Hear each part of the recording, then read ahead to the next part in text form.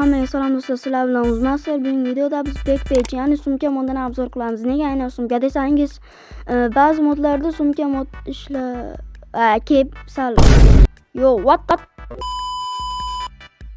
Nega aynan sumka desangiz, ba'zi sumka modlari bug bo'lib umuman ko'rinmay qoladi yoki umuman ishlamaydi. Bu mod esa to'liq ishlaydi.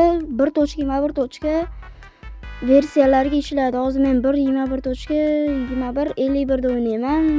Xo'p do'stlar, sizlar sumkani olganingizdan keyin bu sumka yo'q bo'lmaydigan bo'lib qoladi. Mana do'stlar, tika turganliklarda yo'q bo'lmaydi. Agar o'tirsanglar yo'q bo'lsa bo'ladi. Mana o'tirib turib uni yerga qo'ysangiz bo'ladi va ichini ochsangiz bo'ladi. Hozir men sizlarga to'liq obzorni o'rgataman.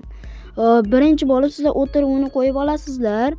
Uni qo'ysangiz ham bo'ladi va ichini open degan so'z bor, ichini ochsangiz bo'ladi. Mana do'stlar, endi uni sindirib olsangiz ham bo'ladi.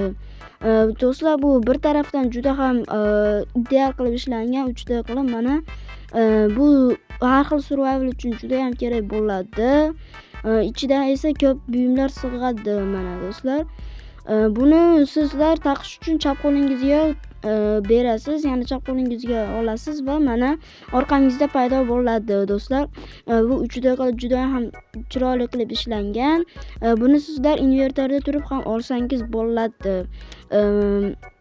Uni olish uchun shunchaki invertoringizga qo'yasizlar va open degan so'zni bossangiz sizlar olsangiz mana ochsangiz bo'ladi. Bu modni yuklab olish uchun do'stlar mening Telegram kanalimdan yuklab olasizlar. Telegram kanalim esa har doimgidek bug bo'lib kanal silkasi chiqmaydi. Shuning uchun Telegram qidiruv joyiga shu so'zni yozsangiz chiqib keladi. Hammaga xayr, ko'rishguncha sog' bo'ling. Aytganday do'stlar, boshqa modlarni ham tashlab qo'yganman.